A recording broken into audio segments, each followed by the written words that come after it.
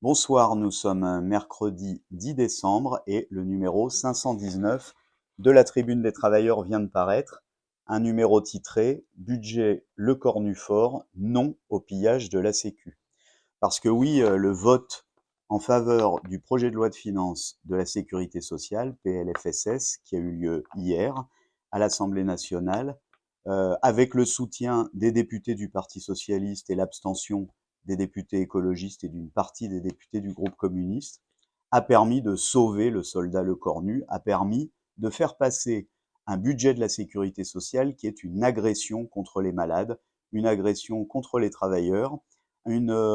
loi de pillage de la sécurité sociale, la plus grande conquête arrachée par les travailleurs en 1945. Alors vous le lirez dans ce numéro de la Tribune des Travailleurs,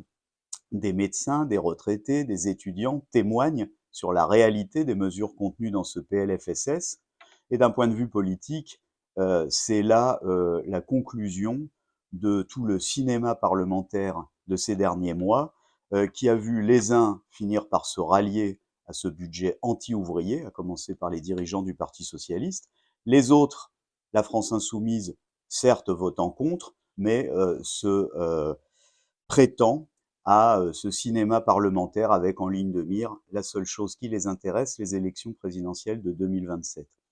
Alors, comme le conclut l'éditorial, non, ce n'était pas à l'Assemblée nationale que l'on pouvait mettre un terme à ces attaques anti-ouvrières, que l'on pouvait bloquer ce budget de pillage de la sécurité sociale, pas plus que le budget de l'État qui fait la part belle à l'augmentation des dépenses militaires, à toutes les mesures de militarisation de la jeunesse, on en parle dans le journal. C'est sur le terrain de la lutte de classe, du combat pour la réalisation de l'unité des travailleurs avec leurs organisations sur leurs revendications, combat qui porte en lui les jalons d'un autre combat, celui pour en finir avec les institutions antidémocratiques de la Ve République, pour les balayer et faire place à un régime véritablement démocratique, c'est-à-dire qui agira dans l'intérêt de l'immense majorité qui n'a que son travail pour vivre.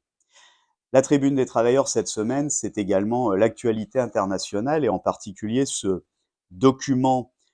sur la stratégie de la défense nationale paru aux États-Unis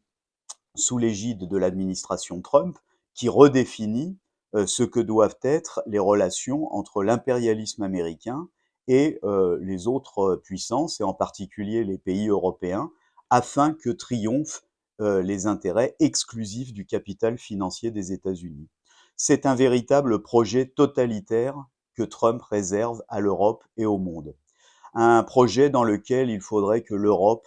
soit dirigée par quelques petits vassaux des intérêts américains choisis parmi en particulier les partis d'extrême droite, afin, comme le dit le rapport, de réduire à néant toute la réglementation qui existe dans les pays européens, c'est-à-dire en réalité toutes les conquêtes arrachées depuis 150 ans par la classe ouvrière et ses organisations. Alors bien entendu, il y a loin de la coupe aux lèvres, comme le montrent les grèves aux États-Unis, on en parle dans le journal, comme le montre la grève des métallurgistes et des sidérurgistes d'Ilva, à Gênes et dans d'autres villes d'Italie, qui a vu les ouvriers se soulever avec leurs organisations syndicales contre la multinationale Mittal et contre le gouvernement d'extrême droite Meloni à son service pour la préservation de leur outil de travail, de leurs emplois, de leurs salaires.